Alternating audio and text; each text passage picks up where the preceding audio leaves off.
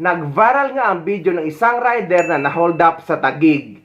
At sa kasamaang palad, meron itong tama ng saksak sa dibdib at kinalaunan ay binawian ito ng buhay matapos na walang makakita sa kanya at walang nakatulong na maidala ito sa ospital. At ayon sa mga detalye at balita na mababasa mo sa social media, na ang sabing move it rider ay anak daw ng isang OFW. Naitampok nga ang kaso niya sa programa ni Senator Raffy Tulfo at hindi man masusuklian ng pera ang kanyang buhay, pero malaking pera ang matatanggap ng kanyang pamilya. Nahuli naman ang 2 sa 3 suspect na makakasuwa ng robbery with homicide.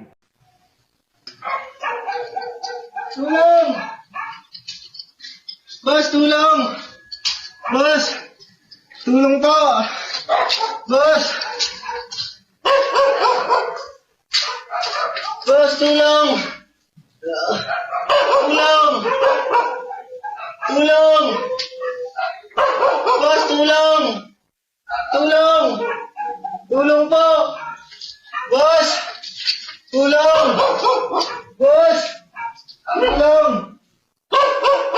Boss! Tulong! Boss! Si Jason Dave Olermo ay naghahanap buhay lang naman siya rin. Sa kasamaang palad, kahit na nakita ninyo na nakatayo at naglalakad pa si Jason, fatal po ang wound niya kasi sa dibdib. No? Sa dibdib siya tinamaan. Gaano katagal na po ba na nag-move itong anak ninyo? Matagal-tagal na rin po mga po.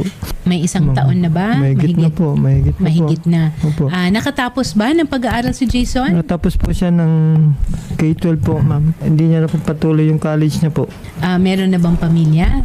Mayroon po siyang kalibin po ngayon. May anak ba sila? Wala po, ma'am. Wala. Sa ngayon, nahuli naman na. No? At actually, ang hinihingi na tulong ni Melchor at ng mga kaanak ay maiuwi sana ang mga labi ni Jason dahil hindi kayo taga rito. Opo, hindi, ma'am. Taga saan talaga? Taga Antique po kami, ma'am. Magandang hapon po, Sir Wayne. Sir, ang ating bang mga Move It Riders ay sila po ba ay mga benefits o sarili nilang bayad yon? SSS, PhilHealth, ganun po? Pagdating po sa benepisyo, no, yung mga SSS, PhilHealth, self-contribution sila. Pero kami po kasi sa movie, meron kaming mga assistants na tinatawag, mga insurance din po kami para po dun sa mga riders namin. Ayun. Sir, ano po ba yung may extend natin sa pamilya ni Jason? Pagdating po sa mga assistants, lahat po ng pangangailangan ng pamilya, no, ng naliwa ni Jason, full assistance po kami dyan. Ay, napakaganda wala po namang... silang kinakailangan intindihin. At meron pa nga po akong isa pang balita. Ngayon kaka-verify ko lang. No? Yes po. So aside from dun sa AIG na partner namin na insurance, yung insurance, na meron si Jason. Yes. Opo. Meron pa pong isa. Then meron din kami partnership with AXA Life. Yes. No, para sa mga riders namin. So meron pong naghihintay pa na additional benefit yung naiwan ni Jason. Meron pa pong 2 insurance companies na magpapabot ng tulong to move it. Usually po sir, magkano po ba ang kasi pagka hindi ito aksidente, no? This is actually Robbery with homicide. Yes, Oo. Normally po pinapa-double check ko lang, pero normally kasi parang double indemnity ito eh. Pero yung sa amount naman po, siguro it's more than, although alam natin hindi naman po talaga mapapalitan. Oo, hindi talaga buhay, mapapantayan, pero, tama. ano naman po siya, malaking halaga po siya. From AIG, meron kaming around more than 500,000 ata. Then with AXA, yun po mas malaki na po. Para sa isang tao lang po yun, sir, hindi siya as a group, no? Para po sa isang tao, para po to kay Jason. Okay. Sir, more than... tama po kayo, sir, na hindi po talaga mapapantayan ng kahit na anong halaga yung buhay. Pero at least po, maiibsan yung kanila pong pag-aalala. Lalo na, I think more than just the money, yung assistance po to facilitate na mailipat po yung katawan para po mauwi ng Antique. Opo, tama po yun. Katunayan po, bukas, ako, kasama ng aming mga kasamahan dito ay bibisita po dun sa Ayun. burol ni Jason. Yan. Oo. At siguro mas maganda na doon rin mapag-usapan ang mga detalye kasi hindi naman natin pwedeng on air yung mga detalye. Shari, tutulungan na lang ng ating reporter to facilitate and coordinate. Sir Wayne, si Jason po ba nung buong katagalan ng pagtatrabaho niya, wala naman pong record ano? Wala po siyang record and gusto ko rin sana sabihin na alam namin na masipag na rider si Jason. Kung kaya naman na may mga additional benefits pang makukuha ang kanyang pamilya. Ayun. May mga nagtatanong kasi, Shari, kung kanino daw mapupunta. Ito kasi by law, it's really to the next of kin. Hindi nag-asawa. Wala rin siyang anak, ano? Wala po, ma'am. So, pero wala namang pipigil kay tatay na magbigay rin doon sa kinakasama niya sa kung Opo. ano man ang gastusin, ng pangangailangan ng kinakasama niya. Dahil mahal naman din niya sa buhay yun. Kilala niyo po ba? Ano po bang pangalan ng kinakasama ni Jason? Si Rosel de Terra po, ma'am. Si Rochelle. Saan po nakaburol ngayon? Nasa ano po siya, ma'am, pinagbuhatan Pasig, ma'am. Nasa pinagbuhatan. Opo. Bahay ito? Ano po yun? Yung puneranya ito. Outpost po, ma'am, ng barangay po, ma'am. Sa Outpost Kenneth po siya, ma'am. So doon muna siya. Ang Opo. mga labi niya, doon muna nilagay. Police Captain Melvin Garcia. Meron po ba tayong developments o update tungkol sa kaso na naihain na dito sa akusado? Yung pong ating kaso rito at yung pong suspect dito sa particular na ating usapin dito na radio-related homicide, sa pangunguna po ng aming Chief of Police na si Police Colonel Anyo Nuevo, Julius.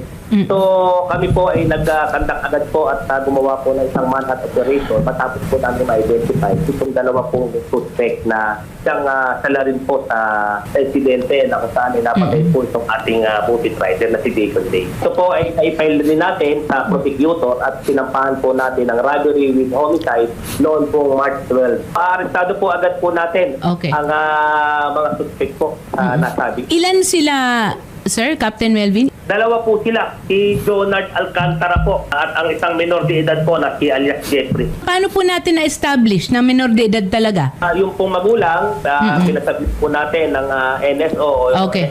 PSA at Okay. saka nagpakandak po tayo ng dental check-up para Okay. po mapatunayan scientifically Na siya yun.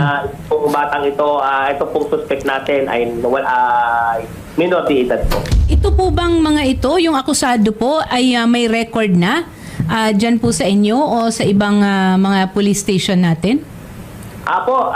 Base po sa ating pong pagpo-profile sa dalawa pong ito, ay meron po silang mga dati kinaharap sa kasong drugs at saka sa mga kaso na usaping illegal gambling. So maliban sa tugal, meron po silang kasong illegal drugs po na natatala po dito sa atin. No? At may ano po sila, included po sila sa drug watch list po. Okay. So, ibig sabihin po, may record sila, pero walang nakasampang kaso. Meron po ma'am na sila po ay nasa under watch list po ng ating mga operatiba. Okay. At naka-on bail po naman itong nasa tunggulang natin na si Jonard, no? Sa kasong Section 11 po ng 9165. Ito po ba ay taga dyan, sa Taguig, o taga saan po ba ito? Opo, tubo po Calzada Bipas. Ito po mga suspect natin. Okay. At sa tulong po ng ating mga operatiba at ng mga witness po ay agad pong nasawatan natin at nahuli po itong suspect natin at ito po ay kinumpirma at nakuha po yung akto o yung pong Yes. incident sa CCTV ng mga barangay. Nakuha sa po. CCTV. Nagtugma-tugma po yung mga ebidensya at saka yung witnesses po natin. Kaya po agad siyang nahuli. Yun po bang ating mga CCTV ay nilagay po ito ng barangay o ng city o paano po ba? Kanino po ito? Yung mga CCTV? Combination po ito. Meron po yung pong ating particular na insidente sa barangay po kami nakakuha. Habang ito pong national thoroughfare ng ating Calzada Bipas ay dito po naman sa City Hall po. At yun po yung aming source of information at nakipag-coordinate po kami sa City Hall at sa barangay. Kaya po maganda po ang kuha nila. At nakumpirma po agad ng mga witnesses natin na sila po talaga yung suspect. Yun po bang weapon o yung ginamit na panaksak ay nakuha rin natin? Na sabi po nila na ito pong panaksak o yung nagamit pong insidente ay naitago po at nahawakan po ng isa sa mga suspect pa po na kasama na ngayon po ay pinag-aanap pa rin po. Pero bali actually, doon po sa nakitang CCTV, Oo. bali 4 po sila na naging nagtulong-tulong para biktimahin itong movie rider. Pero ang nahuli po doon sa 4 ay dalawa. So, meron pa po tayong minamanhat sa kasalukuyan na siya pong may pag-iingat ng nasabi pong weapon. Hindi ko kaya ito isang sindikato tapos ginagamit po mga minor de edad kasi alam nila na kakaiba ang pagtugon pagka nahuhuli ang mga minor de edad. Kasi marami sila no? Opo, bali lumalabas po dito dahil nga po naipag-usap po kami sa city prosecutor po na siya pong may hawak ng kaso, ay yung pong minor de edad na siyang may list na participation. So base po sa kanyang abogado, so nagsalita po na kung pwede po siyang maging witness dito po sa 3 pa na sa 2 pa at saka dito sa isang naaresto na si Jonard. So, pinag-aaralan po ng prosecutor kung tatanggapin po pagiging witness nitong sinasabi natin na minor de edad.